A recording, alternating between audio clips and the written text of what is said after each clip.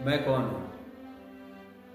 दोस्तों, आपने अक्सर ये लोगों के मुंह से सुना होगा कि मैं कौन हूँ। कुछ लोग अपने रुतबे का रुआब दिखाकर अपनी पहचान कराते हैं, कुछ लोग अपनी प्रॉपर्टी का, कुछ लोग अपने साम्राज्य का। दोस्तों, एक छोटी सी कहानी है जो मैं आपको सुनाने जा रहा हूँ, इसको सुनना जरूर। दोस्तों, सिकंदर बादशाह का नाम शायद आपने सुना होगा।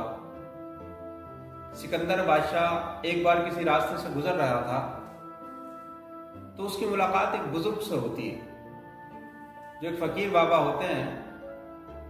वो सिकंदर से जब मुलाकात होती है तो वो पूछते हैं, तो सिकंदर अपना जो परिचय है वो अपने बादशाहत के हिसाब से देता।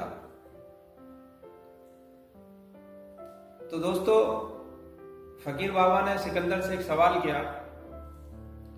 उससे कहा कि सिकंदर, आप मान लो कि आप कहीं जंगल में फंस गए, ऐसी जगह जहां पर दूर दूर तक ना कुछ खाने को ना पीने को, और आप कहीं रास्ता भटक गए और आपको बहुत जोर से प्यास लगी। अचानक से कोई आदमी आपके सामने एक लोटा पानी लेकर आता है, तो फिर आप क्या करोगे? सिकंदर बोलता है कि मैं उससे पानी ले लूंगा। तो फकीर बाबा बोलते हैं कि वो नहीं देता आपको पानी। तो सिकंदर बोलता है कि मैं उसे आधा अपना साम्राज्य दे दूंगा, उसको मुंह मांगी कीमत दूंगा। तो बोलते हैं फिर भी वो आपको नहीं देता पानी, फिर आप क्या करोगे? तो बोला, मैं सारा साम्राज्य उसे दे दूंगा। अगर मेरी जान पे आ गई और मुझे पानी पीना है तो मैं जो हूं सारा साम्राज्य उसे दे दूंगा। तो वो जो फकीर बाबा थे वो खिलखिला के हंसने लगे और हंसकर बोले कि सिकंदर, तेरे साम्राज्य की कीमत एक लोटा पानी जैसी है। एक लोटा पानी की कीमत है तेरे साम्राज्य की। तो कहने का मकसद यह है दोस्तों कि अगर अल्लाह ताला ने आपको कोई काबिलियत दी है या अगर किसी मुकाम पर पहुंचाया है और आपको किसी साम्राज्य का मालिक बनाया, ये नेता अभिनेता कुछ भी बनाया है, तो दोस्तों कभी भी उस तरीके से परिचय ना दें। सीधा बताएं, मैं उनका बेटा हूं, मेरा नाम ये है, अपने वालिद साहब का परिचय दें। लेकिन अपनी काबिलियत से अगर वो पूछे कि हाँ आप कौन से महकमे में, आप क्या काम करते हैं, तो आप बता दें, कोई दिक्कत नहीं। लेकिन कुछ लोग अपने काबिलियत का रुआब झाड़ते हैं। दोस्तों, हमें किसी बात का घमंड नहीं होना चाहिए, क्योंकि ये जिंदगी भी किसी की अमानत है और हमारे पास जो भी है, जो भी काबिलियत है, जो भी है, जो भी प्रॉपर्टी है, वो सब उस परवरदिगार की देन है। इस तरह की बातों से अल्लाह भी नाराज होता है और कहीं ना कहीं जो बंदे इस बात को जानते हैं, समझते हैं, तो वो भी आपसे राब्ता नहीं रखते।